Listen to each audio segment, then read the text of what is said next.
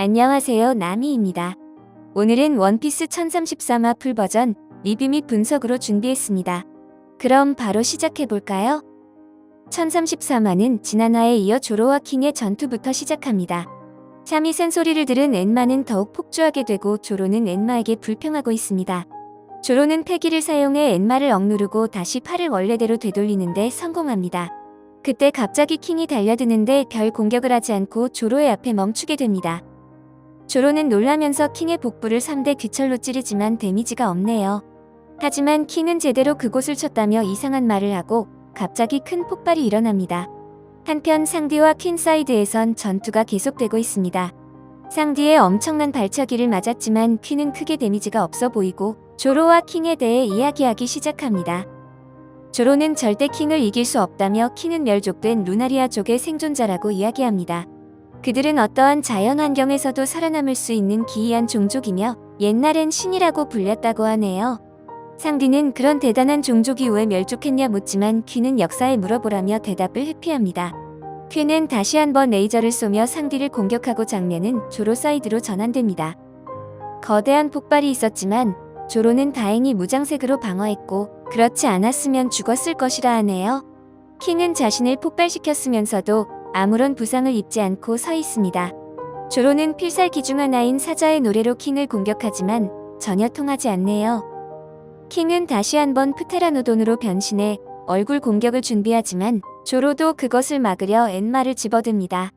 하지만 엔마가 또다시 조로의 패기를 흡수하며 난동을 피우네요. 조로는 모든 공격을 피하진 못하지만 부분적으로 킹의 공격을 쳐내고 있습니다. 하지만 강력한 공격에 결국 버티지 못하고 모든 검을 떨어뜨리네요. 킹은 검사면서 자기 칼도 주체 못하냐며 조로를 비웃습니다. 조로는 3대 귀철을 집으며 과거 히테츠와 이야기했던 것을 떠올립니다. 조로는 과거 로그타운에서 그 검을 얻었을 때를 회상하는데 그때는 귀철을 굴복시켰었죠. 킹은 다시 한번 불이 나는 발차기로 공격하지만 조로는 다시 한번 화도일 문자를 짚는데 성공합니다. 쿠이나의 검을 얻었던 때를 다시 한번 떠올리네요. 쿠이나와 대거모가 되겠다는 약속을 했던 조로는 그때를 생각하며 마음을 다잡습니다. 조로는 히테츠와 있었던 일을 다시 한번 떠올리는데 엔마와 화도일 문자를 만들었던 도공이 바로 쿠이나의 할아버지인 시모츠키 코자부로였습니다. 조로는 킹의 공격을 피하며 마지막으로 엔마를 집어들지만 엔마는 또 폭주하게 됩니다. 조로는 과거 마을에서 자신에게 스네치를 가르쳐줬던 노인을 회상합니다. 노인은 조로에게 연습용 검을 줬었고 검에 대해 이야기해줍니다. 각각의 검은 개성이 있고 검사는 그것을 극복하기 위해 수련해야 한다고 합니다. 요도는 저주받은 것이 아니라 그 개성을 굴복시키지 못하는 약자들이 만들어낸 허상이라고 하네요. 코자부로는 엔마가 자신이 만들어낸 걸작이라며 지하세계의 왕의 이름을 주었다고 합니다. 조로는 지하세계의 왕 엔마와 시모츠키 이게 무슨 우연이냐며 그 노인이 코자부로였다는 것을 알아차리게 됩니다.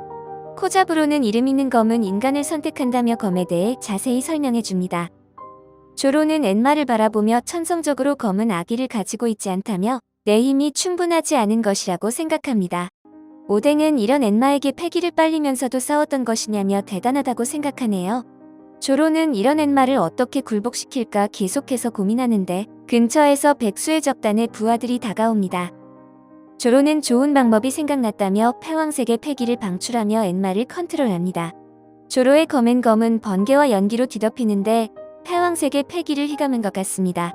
킹은 조로에게 왕이라도 될 생각이냐며 묻고 조로는 루피를 위해 대거모가 될 것이라며 인정하고 원피스 1033화는 마무리가 됩니다. 이번 화에서 주목할 만한 장면은 총 2가지입니다. 첫 번째는 바로 쿠이나의 할아버지가 시모츠키 코자부로였다는 점입니다. 그는 조로의 스승이었던 시모츠키 코우시로의 아버지이며 이스트 블루의 시모츠키 마을을 세운 장본인이죠. 코자부로는 명검 화도일 문자와 엔마를 제작한 와누쿠니의 도공이었습니다. 하지만 검을 만드는 실력뿐 아니라 검술도 상당했을 것으로 보이고 아들인 코우시로에게 가르쳤을 것으로 보이죠. 그는 55년 전 와누쿠니에서 불법 출국하여 여행을 하던 중 이스트 블루 어느 섬에 정착하여 마을을 만든 것이었죠. 조로에게 스네치를 가르쳐준 인물도 바로 시모츠키 코자부로였습니다. 코자부로는 명검인 엔마와 화도일 문자를 제작하며 각 칼에는 개성이 있고 그것을 제압하지 못하면 요도가 되는 것이었죠. 아마도 엔마는 패왕색을 사용할 수 있어야 그 개성을 굴복시킬 수 있는 검이고 그래서 오뎅만 사용할 수 있었던 것으로 보이죠. 조로가 이전에 카이도의 질문에 패왕색 같은 건 모른다고 언급했었던 것이 진짜일 확률도 있겠네요. 미리 패왕색을 쓸 수 있었으면 엔마를 컨트롤하기 쉬웠을 테지만 엔마를 각성하려고 방법을 찾다가 패왕색을 각성했다 이런 느낌으로 보입니다. 카이도가 패왕색의 흔적을 느꼈던 것이 엔마가 강제로 패왕색을 조금 이끌어냈던 것으로 보이죠. 이제 조로가 패왕색을 사용하면서 엔마를 각성시켰지만 추가로 흑도로 만들어야 하는 과제도 남아 있습니다. 오다 작가는 사용자의 위혈을 통해 흑도가 만들어진다고 이야기했고 이 힌트가 바로 여기 있는 것 같네요. 각 개성을 굴복시키고 그 개성의 한계치에 도달하면 저절로 흑도로 변하게 되는 것이 아닐까요? 엔마의 경우 패왕색으로 굴복시키는 것이 정해졌으니 조로의 패왕색의 패기가 오뎅 이상의 수준으로 강해진다면 흑도로 변할 것으로 보입니다. 또한 화도일문자는 요도로 판명되지는 않아서 누구나 사용할 수 있지만 그것만의 개성이 있을 것으로 보이죠. SBS에서 오다 작가는 각각을 의인화시켰었는데 다른 칼들보다 조금 더 온화하고 차분한 모습을 보여주죠. 심지어 가장 코자브로와 닮게 그린 것이 화도일문자입니다.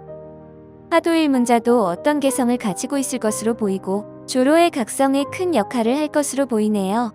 의외로 엔마가 아닌 화도일문자를 더 먼저 흑도로 각성시킬 수도 있어 보입니다. 다음으로 주목할 만한 장면은 바로 루나리아족의 정체입니다. 오다 작가는 일부러 이 일족이 절멸했다고 여러 번 표현했습니다. 빅맘이 역사 뒤편으로 사라졌다고 했고 퀸도 그렇게 언급했죠. 뒤에 일족과 마찬가지로 지금 천룡인에게 핍박을 받아 사라진 것으로 보이며 지금 마리조아가 있는 레드라인 위에 살고 있었다고 한 점도 주목해봐야 할 것 같습니다. 과거 어느 고대 왕국이 있었고 그 왕국은 800년 전 세계정부의 탄생과 함께 사라졌습니다. 이 왕국이 뒤에 일족과 루나리아족과 관련이 있어 보이고 세계정부는 그 둘을 없애고 만들어졌을 확률이 높죠. 와노코니 편이 끝나면 루피의 상대는 세계정부와 그의 흑막임이고 킹도 그에 대해 적대적일 확률이 높으니 이 편이 끝나고 크로커다일처럼 루피의 편에 서는 그림도 그려볼 수 있겠네요. 상디의 혈통인자가 루나리아족의 것을 따왔다는 가설도 주목받고 있습니다. 루나리아는 신체에서 불을 만들어내기 때문에 그에 대한 내성이 있을 것이죠. 상디도 처음엔 마찰로 불을 만들었지만 이후엔 그냥 불이 나는 것으로 볼 수 있습니다. 퀸이 루나리아족에 대해 자세히 알고 있는 것으로 보아 과거 팀매드에서 연구했을 확률도 있겠네요. 이번 분석은 여기까지입니다. 시청해주셔서 감사합니다.